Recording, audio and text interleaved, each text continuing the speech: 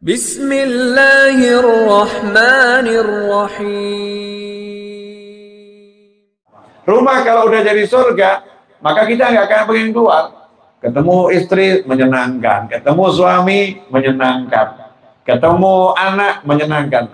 Seperti tadi yang saya sampaikan di majelis ya, Al-Habib Abu Bakar Al-Aghni itu ketika ditanya bagaimana caranya kamu jadi wali, kok bisa wali yang luar biasa, jawabannya sederhana. Ya saya waktu masih kecil mau main sama ayah saya sholat duha. Akhirnya saya cari ibu saya, nggak tahu ibu saya nggak jauh dari situ sholat duha juga. Akhirnya saya cari khodim yang melayani di rumah, pembantu ART kalau sekarang gitu ya, ART. Ternyata ART saya juga lagi sholat duha. Akhirnya saya ikut sholat bersama ayah saya dan ibu saya. Di dekat mereka saya takbir Allahu Akbar ikut sholat duha. Ini kalau yang di rumah begini semua ya jadinya indah. Nah sekarang enggak. Ini bapaknya nonton apa, ibunya nonton apa, akhirnya anaknya ambil handphone main apa. Alamnya nggak alam akhirat, tapi alamnya alam duniawi. Bukan nggak boleh, tapi terlampau akhiratnya dilupakan. Orang-orang dahulu kalau maghrib sampai isya nggak ngurus yang lain. Ini waktunya baca Al-Quran, waktunya baca rotib, waktunya zikir. Rumah dibuat seperti itu, sehingga rumah itu menyenangkan gitu. Rumah itu menyenangkan. Nah sekarang ada suatu gejala di masyarakat, nggak betah di rumah. Kalau udah di rumah pengennya keluar. Pagi sampai sore kerja pulang ke rumah, sampai rumah padahal maghrib udah hilang itu suaminya. Mau nongkrong di sana kek, nongkrong di sana kek, istrinya ditinggal, anaknya ditinggal. Istrinya juga sama gitu. Kalau udah di rumah itu nggak betah, pengennya keluar terus dengan berbagai macam alasan, yang arisan lah, yang pertemuan lah, yang mau shopping lah. Boleh arisan, boleh pertemuan, boleh shopping. Tapi kalau yang satu ini selalu begitu karena apa? Cari alasan, nggak betah di rumah, nggak merasa nyaman di rumah. Nah, kenapa rumah kita nggak membuat kita nyaman? Itu kan tanda tanya yang luar biasa. Why? Kenapa kok nggak nyaman di rumah? Nanti kalau dicek, ya kalau dicek ya ternyata itu kurang pikirnya di rumah, kurang cari ilmunya di rumah. Ya kurang duduk dengan senang melihat pasangannya di rumah, kurang duduk bermain-main sama anak. Sayyidina Rasulullah SAW, baginda Muhammad SAW itu dalam keadaan yang lelah, capeknya luar biasa dari luar kota. Itu kalau pulang ke rumah, Nabi SAW tidak tidur, enggak, cari cucunya, Sayyidina Hasan dan Husain. Ya, cari cucunya, Sayyidina Hasan dan Husain radhiyallahu ta'ala. Kemudian Rasulullah merangkak dan berkata pada Sayyidina Hasan dan Husain, naiklah kalian ke punggungku. Naiklah kalian ke punggungku. Kemudian Rasulullah jadi kendaraan yang ditunggangi anak cucunya. Jadi kendaraan. Senangnya luar biasa. Rumah jadikan tempat bercanda sama anak, tempat bercanda sama cucu. Yang terjadi sekarang ada orang tua, anaknya mendekat, sana sama ibumu. Iya, anak yang dekat sama ibunya, sana sama bapakmu. Anaknya bingung, deketin bapaknya ditolak, deketin ibunya ditolak. Nah ini aneh gitu loh ya, diajak bermain sama anaknya kok justru berat, tapi sibuk bermain dengan yang nggak ada di depan mata. Sang ibu sibuk ya dengan gamenya yang ada di handphonenya, sibuk dengan medsosnya. Anaknya ini nggak menjadi sesuatu yang menyenangkan. Sang ayah juga sama seperti itu, sibuk menjawab grup WhatsApp di luar sana, pesan ketawa sendiri ya. Padahal itu semua di luar sana. Yang di depan mata anaknya nggak menjadi hiburan untuknya. Ini bukan sedang di rumah, ini di neraka tapi nggak terasa. Ya di neraka tapi nggak terasa. Na'udzubillah min dzalik. Nah, ini saya melihat Haji Untung di rumah ini senang, nggak pengen keluar, masya Allah. Oh saya datang ke sini lagi ceburan di belakang. Nah, itu ada kolam berendam gitu ya, menikmati berendam asik sama anaknya, seneng. Ya bercanda, ngobrol sama istrinya. Itulah jannah, itu surga itu. Saya lihat ada di desa-desa itu suami istri udah tua renta, di rumahnya duduk di, kalau orang bilang lincah gitu ya. Ada apa ya, yang dari kayu itu panjang. Duduk di situ orang dua menikmati asyik ya. Ini merasa seperti di jannah, nikmat luar biasa. Tapi kenapa kita kok mikirnya justru jannahnya di luar rumah? Apa yang terjadi sama kita?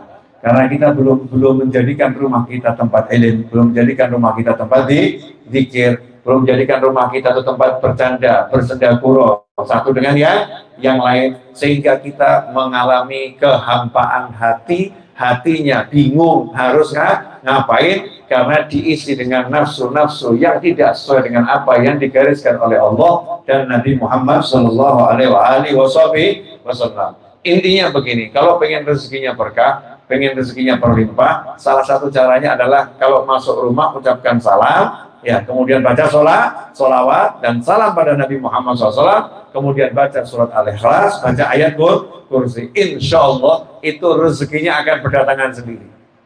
Ya, akan berdatangan sendiri. Kok bisa gitu, Bi? Nah, ini saya jelaskan dikit boleh?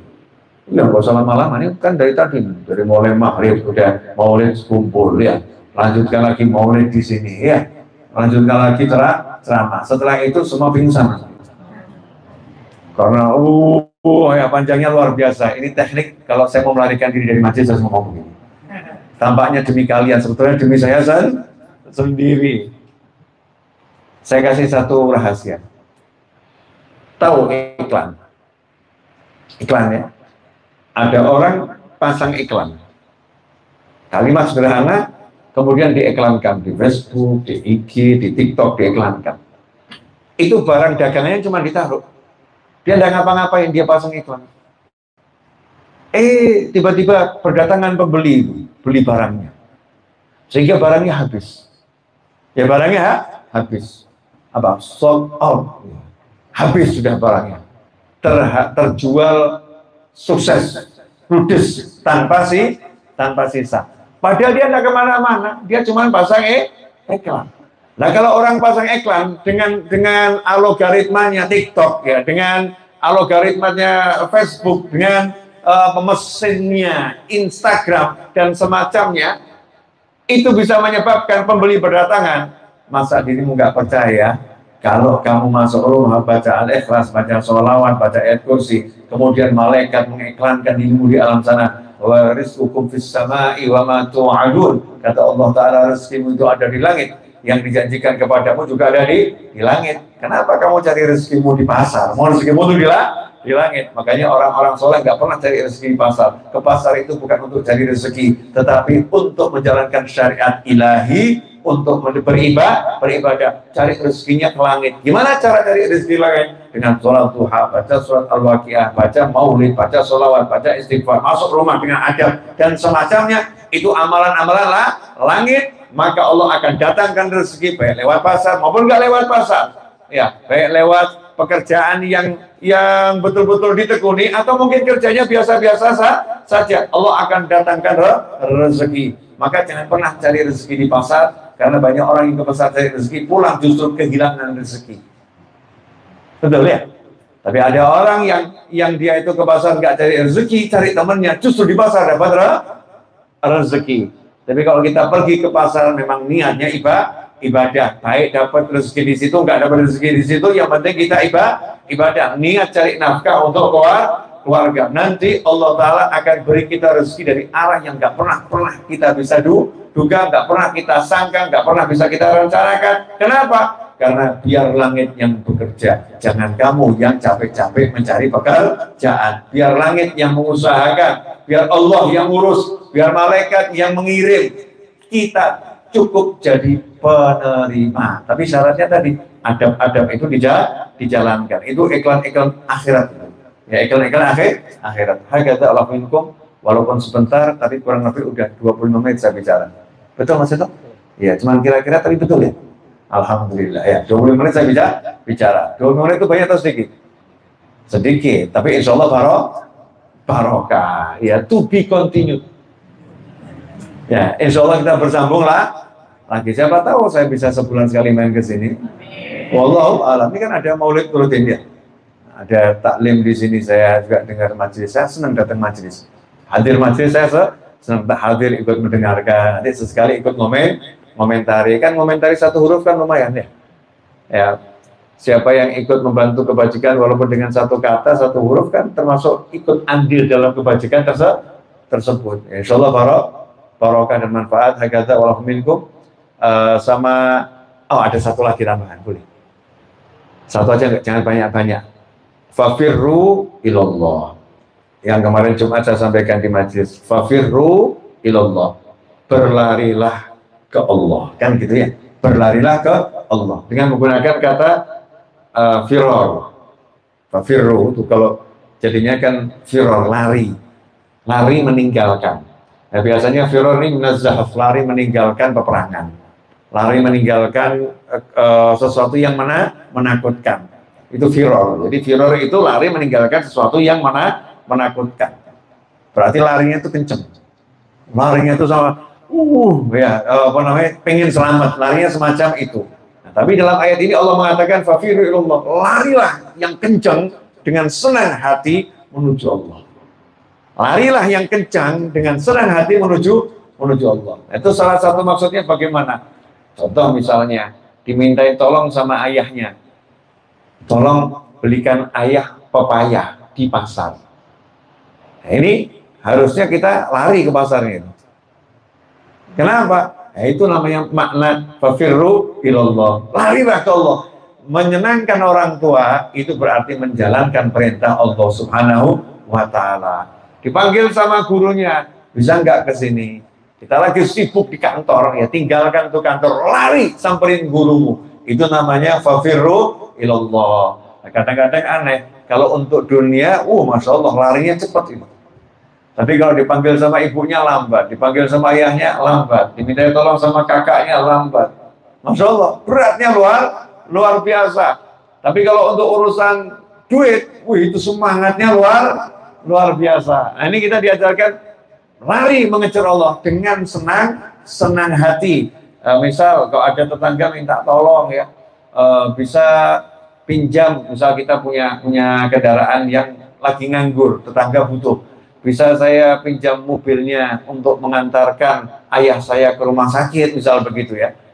Kita harusnya menyambutnya itu dengan berlari.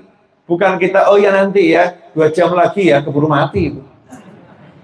Harus kita berlari, siap sekarang. Nggak nunggu ada supir, kita antarkan sendiri. Itu makna firor, lari. Mengejar ampunannya Allah, mengejar rahmatnya Allah, mengejar karunia Allah, mengejar rezeki dari Allah Subhanahu wa Ta'ala. Gak ada kata berjalan dalam Al-Quran itu hal kebaikan, lari gitu loh. Maka katakan siru ilallah urjan al-makasir, berjalanlah kalian, pergilah kalian dengan kata siru. Ya, saro yasri itu perjalanan yang cepat. Ya, perjalanan yang cepat, bukan yamsi, saro yasri. Siru ilallah, Isra Mi'raj itu perjalanan yang cepat dengan kecepatan tinggi. Berjalanlah ke Allah dengan cepat, urjan au makasir. Baik dalam keadaan kamu itu kakinya lagi sakit, pincang kamu ya, atau makasir, atau kakimu patah. Jangan beralasan kaki saya lagi sakit, nggak mau jalan. Ya. Sakit, ngesot, tapi jangan seperti yang ada di sinetron apa itu ya. Ngesotnya pelan-pelan, enggak, ngesotnya cepat. Ya, walaupun ngesot akan cepat, merangkak juga dengan cepat. Nggak punya kaki, dia akan bergerak. Gimana caranya? Cepat. Berjalan sama Allah ya gitu. Saya lagi banyak dosa ya. Kamu banyak dosa ya, cepat sana ke masjid. Banyak dosa, cepat sana ke majelis. Banyak dosa, cepat sana datangi orang tua, cium tangannya, birrul walidain. Itu namanya orang yang betul-betul cari ridhonya Allah Subhanahu wa Ta'ala. Tinggal kita nanti praktek. Jadi kalau ditanya teman gitu ya, mau kemana? Lari mengejar Allah. Nah, itu berarti dia lagi datengin orang tuanya. Istri dipanggil sama suaminya, "Dik, sayang, jangan sebentar. Sayang, nanti dulu. Ya, cerewet." Ini naudzubillah min dzalik. Kalau suaminya yang manggil, itu panggilan dalam tanda petik panggilannya Allah Ta'ala. Karena Allah memerintahkan kita taat pada suami. Begitu dipanggilnya nggak maksiat, itu langsung suami anak watana lebih itu flash udah dari depan mata. Cepet iya, panggilanmu itu buat saya nilainya seperti Allah yang perintah segera mendatangi. Nggak mungkin saya tunda dan senang hati dengan sumringah, dengan senyum ya, dengan menunjukkan kebahagiaan. Kalau ini kita lakukan, maka hidup kita itu penuh dengan semangat. Ketika berbuat baik itu energik, berbuat baik itu semangat. Nah, mudah-mudahan yang sedikit ini manfaat.